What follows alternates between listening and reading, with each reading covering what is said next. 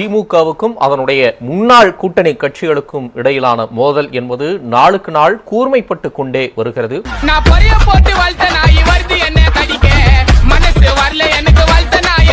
மதிமுக பொதுச் செயலாளர் திரு வைகோ திமுக தொடர்ந்து தாவேகா அரசின் மீது பழி போட்டு வருவதையே வாடிக்கையாக கொண்டு வருகிறது.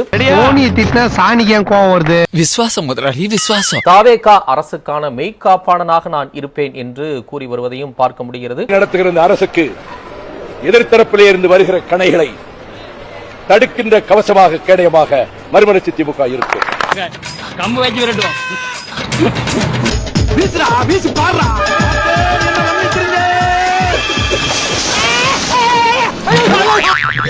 பஞ்சாயத்தடா முடிச்சு நமக்காக அம்பட்டு பெண்ணும் பிள்ளை குட்டியோட வெயில்ல காத்து கிடக்குறாங்களே.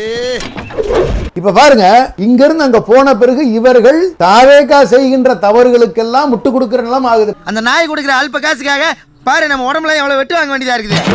அதற்கு பெரிய உதாரணம் அண்ணா வைகோ அவர்கள். நான் அரணாக நின்று பாதுகாப்பேன்.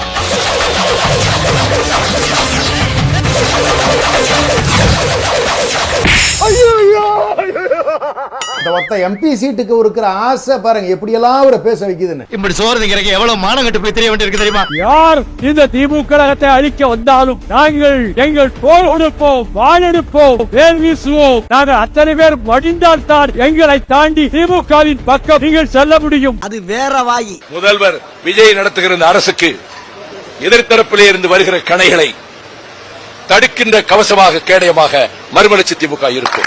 என்கிட்ட சொன்னதை அப்படியே ஒரு ஜெராக்ஸ் எடுத்து பவர் கிட்ட கொடுத்துட்டல. இதுல வேற அம்மா மேல சத்தியம் ஜாதி. பையன் எம்பி ஆயிட்டாரு. இப்ப இவருக்கு ஒரு எம்பி சீட்டு தேவை. அடுத்த வருஷம் ராஜ்யசபா தேர்தல் வருகின்ற பொழுது அவருக்கு அந்த சீட்டு தேவை இருக்குது அவருக்கு. ஆமாங்க, அவ்வளவுதாங்க மேட்ரு. அதுக்காக நான் அரணா வந்து நிப்பேன். இங்க நிக்கிறியா?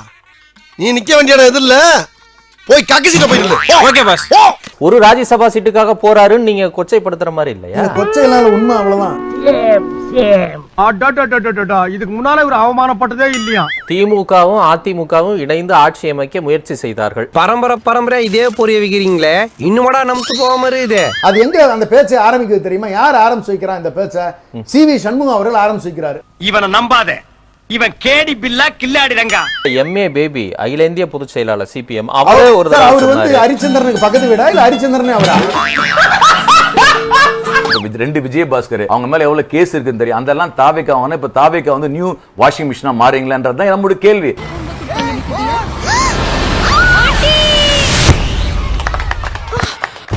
ஐயோ ஊழல்கார, என் அண்ணன் இதை 3 நிமிஷத்துல கிளியர் பண்றாரு. வெறும் 3 நிமிஷத்துலயா? காட்டட்டுமா?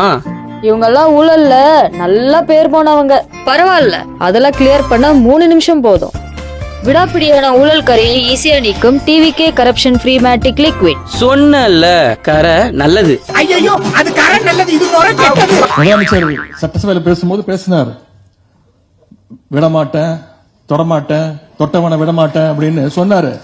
சொன்னதை நீங்க செஞ்சிட்டு இருக்கிறாரு.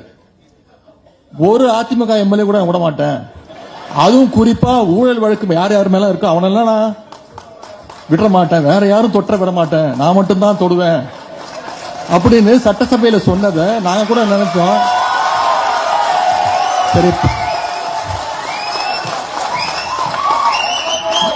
சரி பஞ்ச் டயலாக் தான் பேசுறாரு. எங்களுக்கு சில நேரம் டவுட் ஆயிடுது, நாம சட்டசபைக்கு தான் வந்திருக்கோமா இல்ல ஏதாவது தியேட்டர்ல ஃபர்ஸ்ட் டே ஃபர்ஸ்ட் ஷோ படம் பார்க்க வந்திருக்கோமா? அந்த நிலைமையெல்லாம் இன்னைக்கு சட்டசபை நடந்துகிட்டு இருக்கு. அன்னைக்கு முதலமைச்சர் சொன்னதை இன்னைக்கு செஞ்சு காட்டிட்டு இருக்கிறார். தூய சக்தின்னு சொன்னாரு, தூர்த சக்தினாரு. தூர்த சக்திகிட்டே இருந்து இழுத்துக்கிட்டு இருக்கீங்களே, அவளுக்கு போய் காஞ்சி போன சக்தியா இருக்கீங்களே அப்படின்னு நம்ம தலைவர் சொன்னார். Washing machine. திமுக வந்து இன்னும் வந்து ஒரு ரியாலிட்டிக்கே வரலையோன்னு என்னுடைய பார்வை. நல்ல கண்ணுக்கு எல்லாம் 2 தெரியும். அவங்கனால வந்து இந்த ரியாலிட்டியை மக்கள் கொடுத்த வாக்க வந்து அவங்கனால ஜீரணிக்க முடியல. இவர் வேற லூசுத்தனமா பேசிட்டு இருக்காரு. அதனால வந்து ஒரு பெருத்த ஏமாற்றம், அந்த பெருத்த ஏமாற்றத்தினால ஒரு பெரிய பதற்றம், அந்த பதற்றத்துல வந்து இவர் பெரிய கவிஞர், ஸ்ட்ரைட்டா சொல்லண்டா அதை ஏன்டா சுத்தி வளைச்சிட்டு சொல்ற திமுகவை தோக்கடிச்சிட்டீங்களே நீங்க எல்லாம் சோத்துக்கு உப்பு போட்டு தான் சாப்பிடுறீங்களாங்கிறதுல ஆரம்பிச்சு என்னடா அவன் போய் சொல்றான் ரெஃப்ரி அவன் போய் சொல்றான் அப்படி யாராவது கேட்டிருக்காங்க? சோத்துல உப்பு இல்ல அப்படிலாம் யாரும் கேட்க மாட்டினியா பொதுவெளியில ஒரு பத்திரிகையாளரே பேசியிருக்காரு. வந்து சொல்லும் போது கூட எனக்கு டவுட்டே வரல ஆனா சமாளிக்கிற நீ ஒண்ணு கேவலமா பண்ண பாத்தியா அங்கதானே கன்ஃபார்ம் பண்ண நீ தான் பண்றேன்னு என்ன பேச்சு பேசுறீங்க? சரி, உப்பு போட்டு சாப்பிடுறீங்களான்னு கேட்கிற அளவுக்கு என்ன இருக்கு உங்களுக்கு? நீங்க முதல்ல உப்பு போட்டு சாப்பிடுறீங்களா? உடனே சொன்ன வேலையை போடா வயசு மேல பேசுறா யோ உனக்கெல்லாம் என்ன மரியாதை? உதாரணத்துக்கு அண்ணன் திருமாவளவன் கூட இப்ப நேத்து பேசுற பங்கன்ல கூட பேசுறாரு, நம்ம எந்த அளவுக்கு நான் வந்து அந்த கூட்டணி தர்மத்தை கட்டி காமித்தேன். நீங்க கட்டி காப்பீங்களோ இல்ல குட்டி போட்டு காப்பீங்களோ அதெல்லாம் லீவ் போட்டு செய்யுங்க. இப்ப வாங்க சார் தேசிய அளவுல பிஜேபிக்கு எதிரான ஒரு அணியை கட்டணும். அந்த அணியில திமுகவும் இருக்கணும், தாவேக்காவும் இருக்கணும். சக்கரை பொங்கலுக்கு வடகரி இல்ல பன்னிகேரி ஏன் ரெண்டு கொடுத்தா சாப்பிட மாட்டியா? ஹோட்டலுக்காரே சொல்றாருல புது காம்பினேஷன் நல்லா இருக்கும். உதயநிதி ஸ்டாலின் அவர்கள் சொல்றாரு நம்ம ஊரு பூரா பிரச்சாரம் பண்ணோம், நம்ம வீட்டுல நம்ம பிரச்சாரம் பண்ணாம விட்டுட்டாங்க போது அவரே என்ன சொல்றாரு? நீயே சொல்லு. அவருடைய வீட்டுல இருந்த வாக்கு கூட வந்து இன்னைக்கு திமுக விழுகாம மத்த கட்சிக்கு விழுந்திருக்குது. தங்கதுரை ஒரு அளவுக்கு மேல பண்ண அவங்க வீட்டுல யாரு ஓட்டு போட்டாங்க நீங்க பாத்தீங்களா? சரி. ஸ்கேன் பண்ணீங்களா? பாத்தியில ப்ராடக்ட்ட 30 வருஷம் எக்ஸ்பீரியன்ஸ் எப்படி புடிச்சது பாத்தியா? நம்ம வீட்டுல பிரச்சாரம் பண்ணாம விட்டுட்டோம்னா என்ன அர்த்தம்? இதுக்கு பதில் சொல்லுங்க. அப்படியே போட்டுருவேன் கேள்வி யாராவது மூஞ்சு முகர கட்டையும் பாரு அதுக்காக அவர் வீட்டுல இருக்கிறவங்களே ஓட்டு போடலன்னு அர்த்தமாங்க? நீ லூசாயா?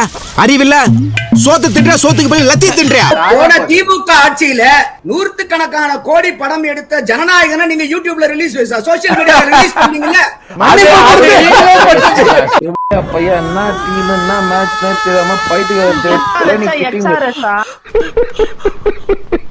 இன்னைக்குதான் ஃபர்ஸ்ட் டைமா வந்து நந்தகுமார் அவர்கள் ஃபுல்லா ஒரு சங்கிங்கிறது எக்ஸ்போஸ் ஆயிருக்காரு. கண்டு விட்டாளையா சூச்சமத்தை கண்டு விட்டாளே. இந்த ஆட்சி அமைஞ்சதுல இருந்து பாத்துக்கிட்டே இருக்கேன் சார். ஒரு பெரிய திட்டம் இருக்கா? அது எங்க இருக்கு நெக்ஸ்ட் புதிய திட்டம் இருக்கா? நெம்மேலியில் 4276 கோடி ரூபாயில் கடல் நீரை குடிநீராக்கும் திட்டத்திற்கு முதலமைச்சர் மு.க.ஸ்டாலின் அடிக்கல் நாட்டினார். சென்னை அடுத்த நெம்மேலியில் கடல் நீரை குடிநீராக்கும் திட்டத்தின் விரிவாக்க பணிகள் குறித்து முதலமைச்சர் விஜய் நேரில் ஆய்வு செய்கிறார். இந்த ஆட்சி மக்களை பத்தி சிந்திக்கிற ஆட்சி இல்ல சார், மக்களுக்கு எதிரான ஆட்சியா தான் சார் இந்த ஆட்சி போயிட்டு இருக்கு. என்னங்க எனக்கு ஒண்ணுமே புரியல. பணத்துல இருந்து ஒரு பைசா கூட தொட மாட்டோம். நான் ஊழல் பண்ண மாட்டேன்.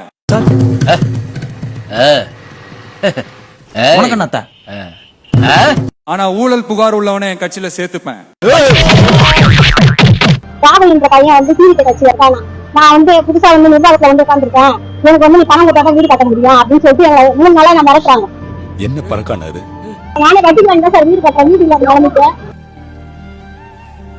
இந்த மாதிரி வந்து ஒரு 4-5 பேர் வட்ட செலவு சொன்னாரு, பணம் ஒரு 50,000 கொடுத்தா என்ன சார் போகுது? நானு அட வெக்கம் கட்டுவீங்களா? இதுக்கு ஒரு 4 பேர்த்த மூத்திரத்தை வாங்கி மடக்கு குடிக்க வேண்டியதானே? ஏன்டா இந்த வேலை பாக்குறீங்க? ஸ்டார்ட் பண்ணு.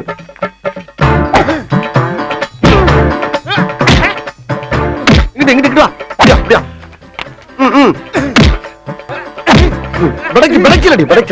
மண்டல மட்டும் அடிச்சிடாத, குலக்கத்தில் உள்ள போயிருவேன். சரியா? உங்க வீட்டு பிள்ளையா நினைச்சு எல்லாரும் என்னை மன்னிச்சிருக்க.